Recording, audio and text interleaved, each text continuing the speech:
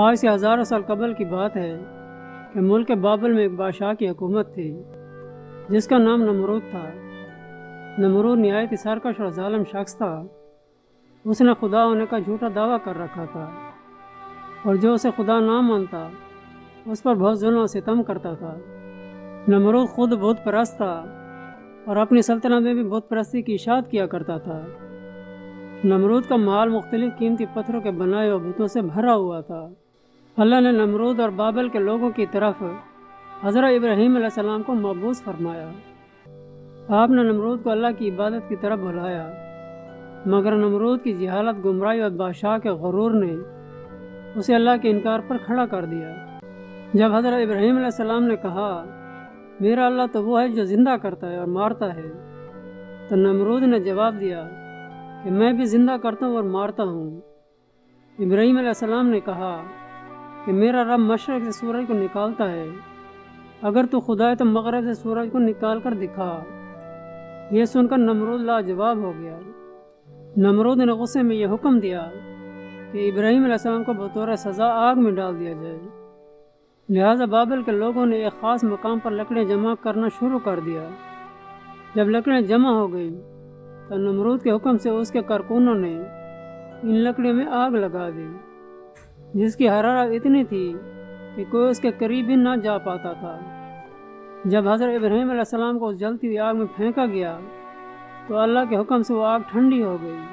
جب نمرود کو یقین ہوا کہ آگ ابراہیم علیہ السلام کا کچھ بھی نہیں بگاڑ سکتی تو اس نے آپ کو آزاد کر دیا، مگر نمرود اور اہل بابل نے اس معجزے کے بعد بھی اللہ اور اس کے سچے پیغمبر پر ایمان نہ لائے۔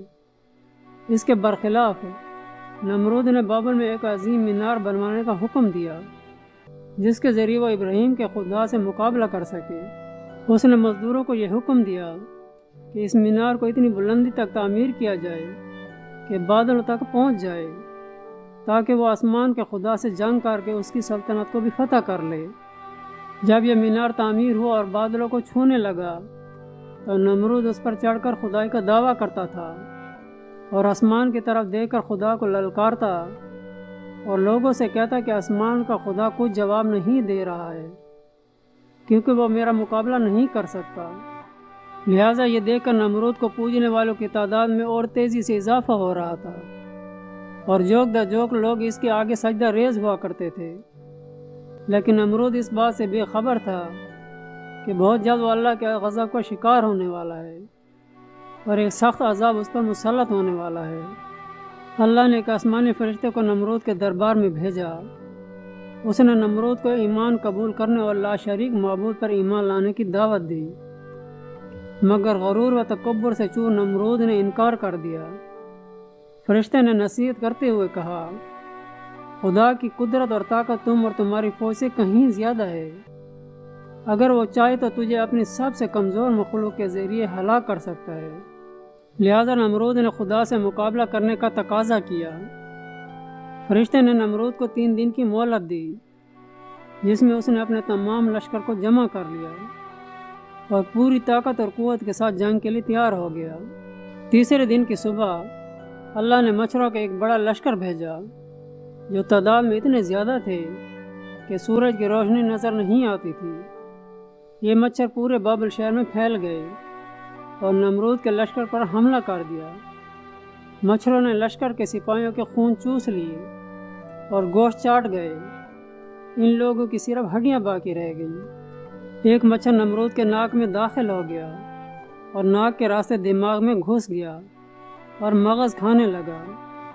درد کی شدت سے نمرود پاگل ہونے لگا۔ اس نے اپنی تکلیف ختم کرنے کے لیے اپنے سپاہی کو سر پر ڈنڈا اور تھپڑ مارنے کو کہا۔ جب یہ لوگ نمرود کے سر پر ڈنڈا مارتے تو مچھر کاٹنا چھوڑ دیتا اور جب ڈنڈا نہ پڑتا تو پھر کاٹنا شروع کر دیتا۔ حالت اتنی غیر ہو گئی کہ اب جو شخص بھی نمرود کے دربار میں آتا وہ اسے اپنے سر پر جوتے مارنے کو کہتا۔ یوں اسے 400 سالوں تک جوتے اور ڈنڈے پڑتے رہے اور خدائی کا دعویٰ کرنے والا اتنی بڑی سلطنت کا بادشاہ ذلت کی موت مر گیا۔ اے قبر کی تاریکی کو بھول کر جینے والے اور تکبر میں پڑے شخص، تو کیا سوچ رہا ہے کہ تو نے مرنا نہیں ہے؟ اب تک تو نے کیا کیا ہے اپنے رب کو راضی کرنے کے لیے؟ ایک دن تجھے مر جانا ہے اور اپنے ساتھ صرف اور صرف اعمال لے جانے ہیں۔ یہ زمین ویسی کی ویسی رہے گی، تیرا سب کچھ یہیں چھوٹ جائے گا۔ اب بھی وقت ہے، سدھر جا۔